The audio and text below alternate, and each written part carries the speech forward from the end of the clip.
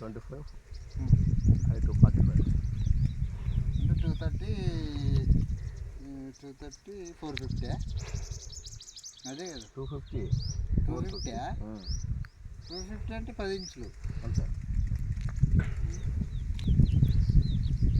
ఇది 6 ఇంచెసా 8 ఇంచెసా 200 ఉందా 200 sir.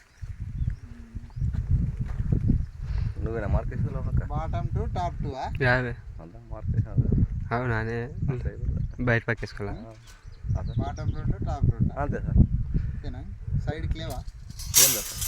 Answers sir ఏంటి సార్ ఆన్సర్స్ ఉన్నాయా ఆన్సర్స్ సార్. ల్యాపింగ్ కాలం దగ్గర రానియద్దు, కాలం నుంచి కొంచెం గ్యాప్ వచ్చేటట్టు చూడకూడదా? గ్యాపా ఇప్పుడు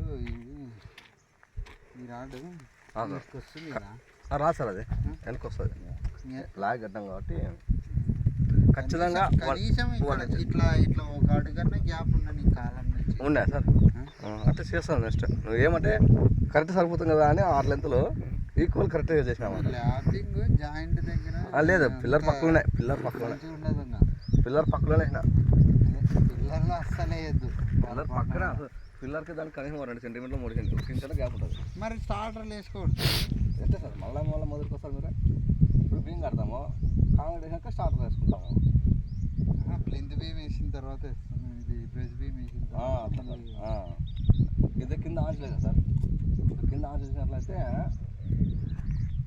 ఈ స్టెప్ వచ్చింది కదా, లేదు ఆడ కూడా స్టెప్ వచ్చింది. నేను చెక్ చేసుకున్నది కాంక్రీట్ 1 ఫీట్ వేసుకుంటాం అన్నమాట.